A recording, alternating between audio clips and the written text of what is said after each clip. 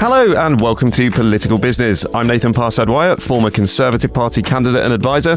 And I'm Kevin McKeever, a one-time Labour parliamentary candidate, staffer and advisor to some of Britain's biggest brands.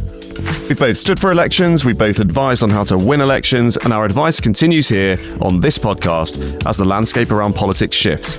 Whether politically, economically, socially, or technologically, old approaches no longer cut through. Welcome to Political Business. On today's episode, Battle of the Economic Speeches. Rachel Reeves sets the scene for the budget. And Nigel Farage changes his approach to tax cuts if Reform UK were to win the next election.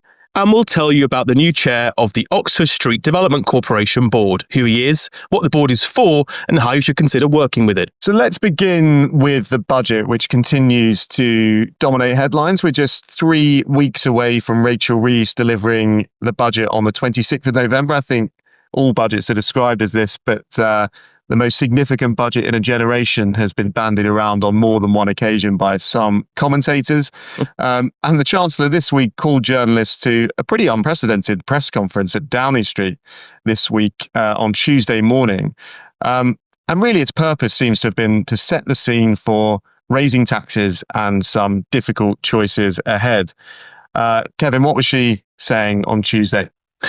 Well, this is all part of a choreography of the new communications approach from the Treasury number 10 in the run-in to this month's budget. They don't want any surprises, don't want anyone to be shocked, not least the markets. But this started, it started last week with briefing about potential tax rises that could take place in the budget. The night before the Chancellor addressed the nation from number 10 over their frosties, the Prime Minister gave a similar message to backbench Labour MPs at a closed-door meeting of the Parliamentary Labour Party, and it's all framed around this.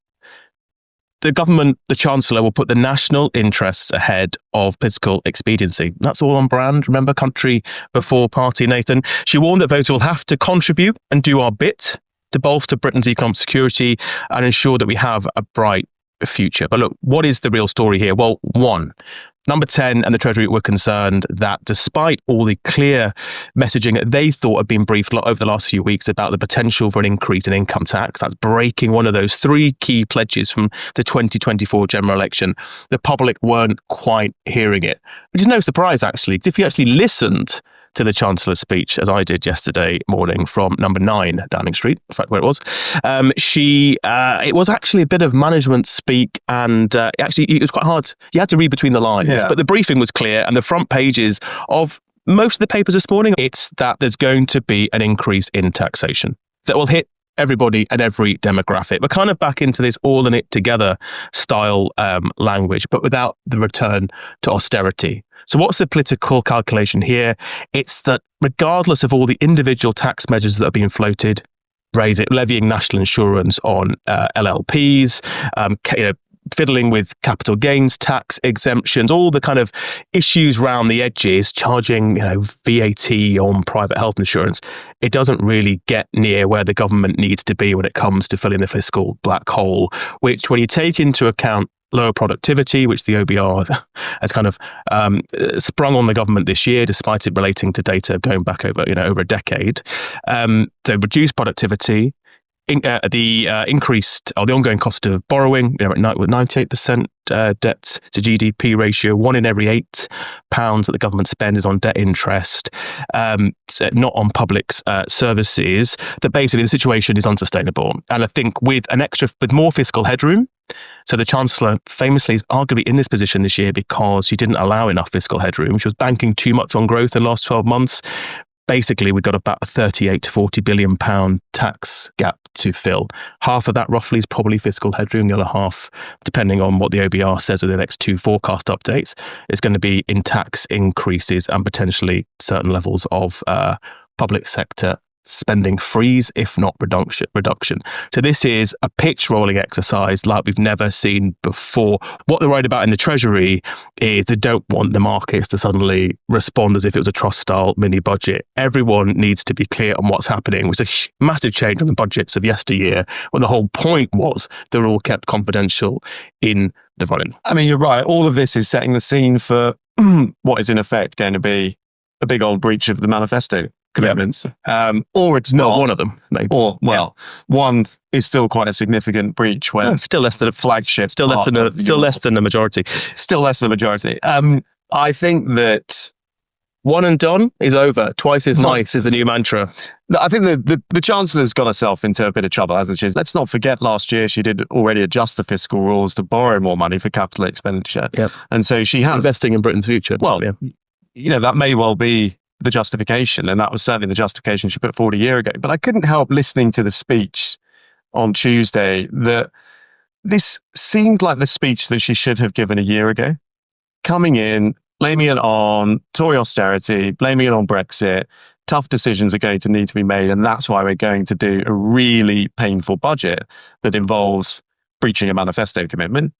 You get it done, you get it out of the way first few months into a government, everybody understands that, and you reassure the markets, you leave yourself a much greater fiscal buffer. You still have all the global headwinds that you've had over the past 12 months, but potentially the public finances are more resilient to do it.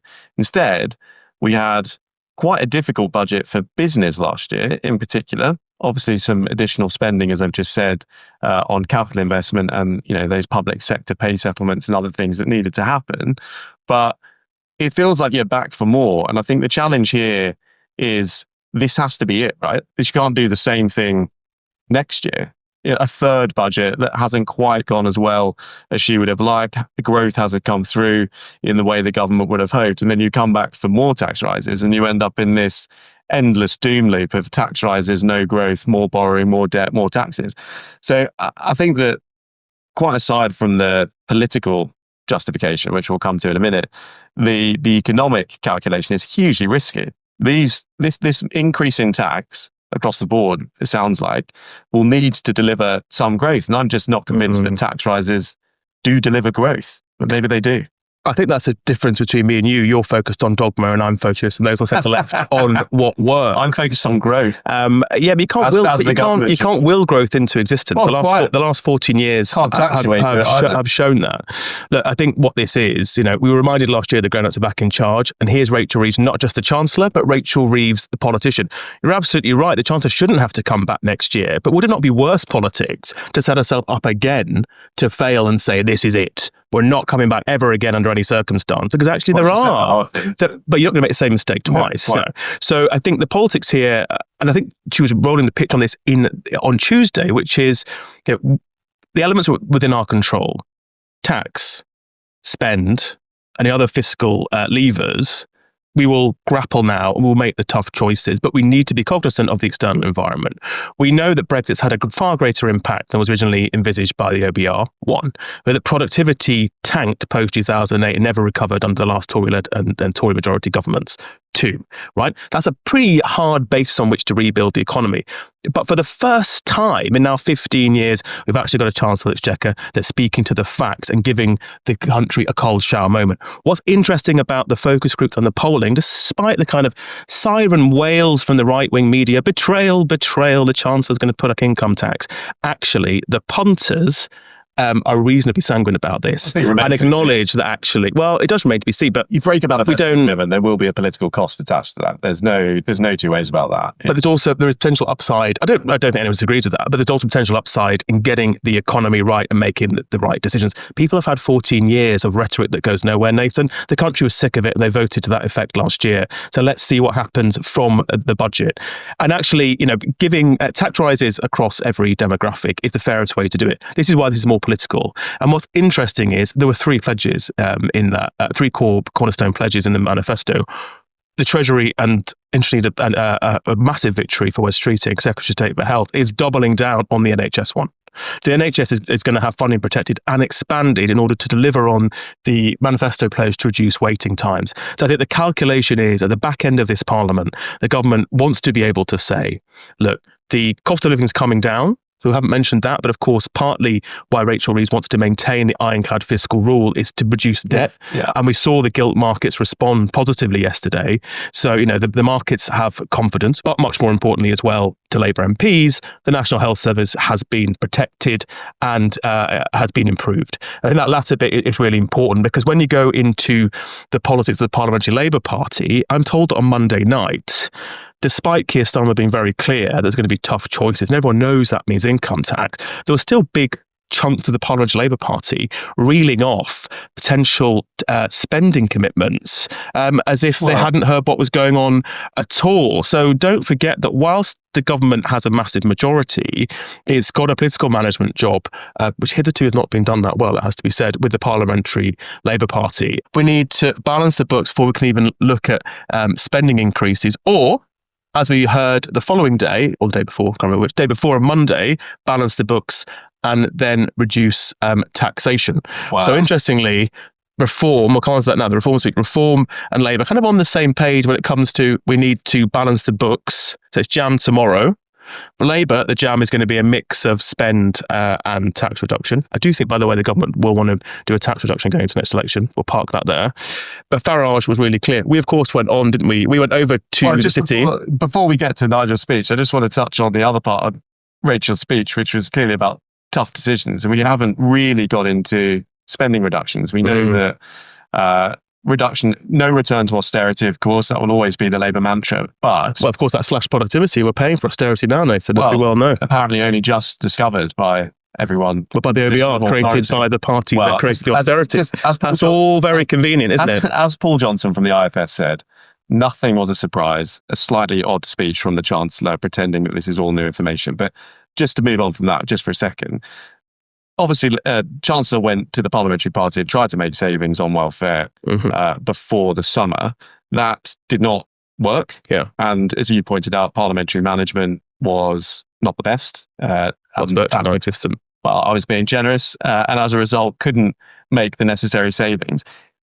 It has to be part of the plan now, if you are going to increase taxation, to have some kind of consolidation on some aspects of public spending, not least welfare. So is your view that Number 10 and the Treasury will be going back to have another go at welfare reform? My understanding is that in DWP in particular, now of course led by Pat McFadden, who was the Prime Minister's enforcer and seen as a kind of elder statesman of the Labour right, and DWP will be looking at not cuts in and of themselves, Nathan, but measures to get people back into work, which have the primary objective of getting people into work and have the secondary benefit, of course, taking them off benefits.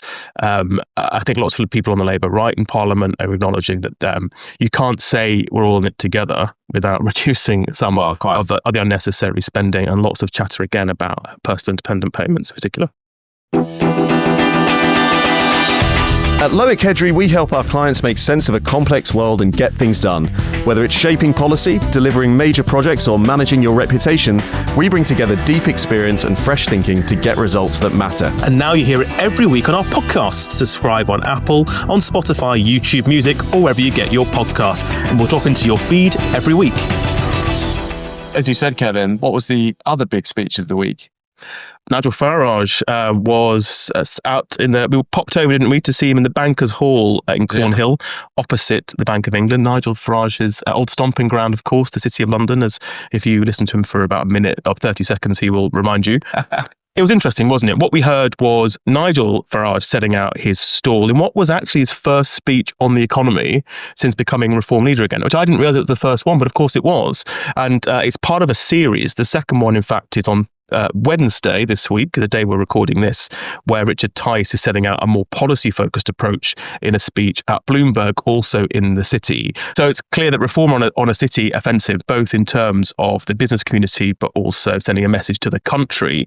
I thought top line what was fascinating, because Nigel Farage said nothing new, it was a clear shuffle away from some of the populist potential spending commitments that Reform had made over the past 12 to 18 months, presumably targeted at Labour voters in the North and the Midlands, the Red Wall seats, around two-child cap, abolishing that, and benefits, etc. It was, to my ears, very much, classic right, centre-right, conservative style, Thatcher-right prospectus of reduce spending, reduce red tape on business, reduce potentially the youth minimum wage, increase prosperity and economic output. And therefore, once that's embedded, you can decrease taxation. I think the interesting thing about the speech, both the timing of it, but also the way it was framed, its location, is part of this growing recognition from reform that they have a bit of a weak spot on the economy. They are, when you speak to people about, their doubts about voting reform, economic credibility still is up there as one of the reasons why people would hesitate. And so I think it's part of this move to give them a little bit of credibility. Nigel Farage has said previously, you stood on a manifesto for reform last time that had some outrageous tax cuts that, Liz Truss would have seemed like a reasonable package of measures at the time. He said before, well, I didn't write the manifesto and basically has junked it on a personal level. Was it me, Gov? Previously. But that seems to be the thing to do now anyway with manifestos. But this is part of him correcting that credibility problem. And Richard Tice has been spending a lot of time with business types in the city, doing the rounds, doing breakfast briefings with people in industry. And this was Farage saying, yeah, I need to put myself front and center of that conversation as well. And I was really just struck by the number of business-friendly people that were in the room. You had representatives from major companies. You had big public affairs agencies in there. You had including us, lots of people who were quite keen to understand and influence, I suppose, what reforms, economic measures will be. Yeah. Nigel was less specific, but painted things out directionally. Said it would be ridiculous for me to say what we would and wouldn't do with tax this far away. Who knows what the economic landscape will be? But this is the direction of travel. Yeah. The other thing I think that says is that, yes, reform has been chasing Labour votes for a while now, but it does tell me that they really know that their increase in vote share is going to come from Conservatives. Yeah. And more moderate Conservatives who perhaps vote predominantly on the economy rather than other social issues or immigration. I think he's made a decision. Yes, we'll seek to get some of those Labour votes. And he flirted with that a few months ago when he said, we will, abolish the 2-child benefit cap. And, that was music to a lot of people's ears who have been calling for that to go. He clarified that in this speech and said, well, actually, that will only be for British citizens who are working. And I think that's quite an interesting shift as well, is that there was some briefing both around some of those policies, but also he was quite tough, and I expect Richard Tice to be tough in detail later today, on the public sector, and particularly on pensions, both on how they're gold-plated compared to their private sector equivalents. He's clearly got religion on that, and also on the welfare bill. He mentioned in particular PIP and those with mental health concerns getting payments from the taxpayer. There's concerns, or analysis would say, they've made a calculation that will alienate some of their putative support. I'd say that support's probably quite shaky, and you're much more likely to lock in and turn out the voters you're talking about, who are probably previously Conservative and are economy first, rather than your kind of coastal, perhaps retired, perhaps taking more out of the state than they put in. I think they've made that calculation. That creates a bit of breathing room for Labour. Not a huge amount, but does create some problems for Kemi Badenoch. Because, of course, if you're saying you've essentially got a sensible centre-right economic prospectus, then the question is who's more credible to deliver it. It is interesting that effectively all of the major parties, and I include Reform in that for the purposes of this conversation, Reform, Conservatives and Labour have all effectively given speeches this week saying, look, the public finances are terrible. We're going to have to find savings. We're going to have to increase tax. And then some good stuff can follow it in an indiscriminate time in the future. There is now consensus around potentially not living in fantasy land where we can spend what we want and do what we want, either for tax cuts or for increases in public spending. Rachel Reeves. And I think they're all in the same space, but the fact is noise is off. We only have to look over the Atlantic, what's happened in New York overnight, to see that the populist left is also rising, where they certainly think that you can have your cake and eat it and then take someone else's cake and also eat that. So I think maybe what we're seeing is the last 12 months, 18 months has been about the rise of the populist right, and perhaps the centre of gravity and consensus on the economy shifted to challenge that. But the next 12 months are going to be about the rise of the populist left. We're about to enter a bipolar political world over the next 12 months. We've seen it in the United States yesterday, and we may well see it in London and the nations and regions next May. Well, let's talk about the result in New York very briefly, Kevin. What happened last night? So a pretty emphatic win for Zoran Mandani, who is now the Democratic Socialist, Democrat being the important bit, the official Democrat candidate and now mayor of New York. He stood on a pretty populist left platform of tighten rent controls. Of course, they have rent controls in New York. I think it's about 20% of properties subject to rent controls. Shockingly, state-run supermarkets, I think we call this over here people's supermarkets, in the poorest areas of the city for those who can't afford food. But fundamentally, this was an anti-corporatist, left-wing agenda to fundamentally looked at two core issues, which I think are going to be interesting in London over the next 12 months and run into our elections: the cost of living and also the cost and availability of housing. It's a very expensive place to live, and nowhere is that more true than in the 5 boroughs of New York. What's fascinating is Sadiq Khan, apparently, I'm told, was up last night watching the results. So he'll want to be seen as the UK inheritor of the Mamdani surge. But so, of course, Zach Polanski will want to be. Sees this as a kind of a platform for him and the party in the run into the elections next year. There were Green activists over in New York, I'm told, and they have been sharing particularly tips between their social media teams. So there has been some formal cooperation between the mayoral campaign team and the Green Party. But also Labour looking at it. I think that does potentially set a bit of direction. As we focus on the second pole of politics, which is the populist left, which is going to become more prominent next year. I mean, we were looking, weren't we, at the YouGov poll. When you extract the data for London, it's quite fascinating. It shows that just before the general election in 2024, Labour were running at about 58% voting intention in London. The Tories about 16%.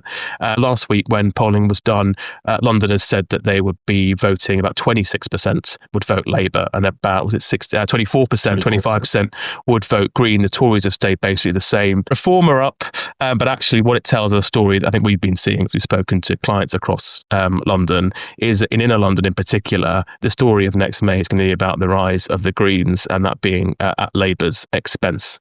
Absolutely, yeah. And we'll return to the London elections in future episodes, I'm sure. But keeping the focus on London, let's look at the centre of it. Ever accuse you of being a London-centric Tory elitist, could you? Not. Definitely not part of the liberal metropolitan elite, but let's look at the centre of London and the West End, Oxford Street.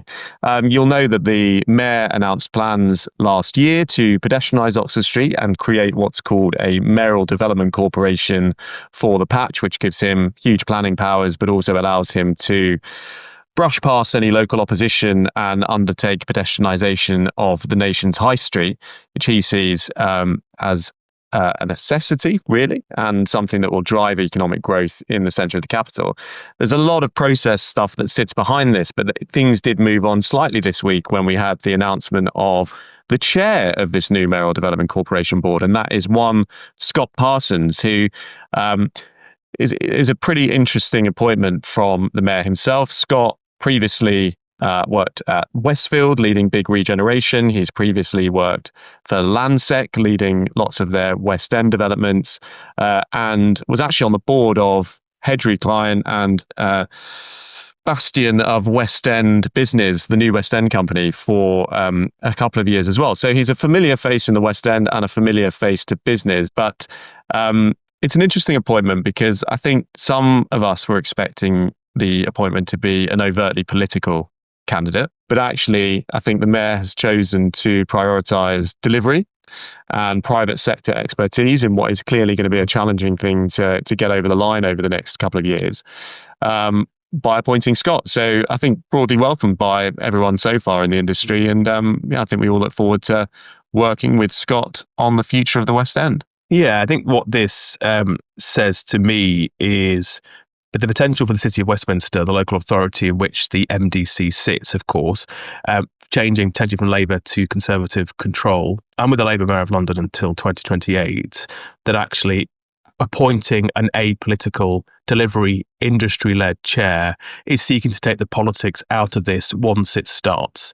We all know everyone's in their corner at local political level about whether or not they support the creation of the MDC, but once it's up and running from the new year and then on a full footing from basically Easter, I think this makes it unstoppable.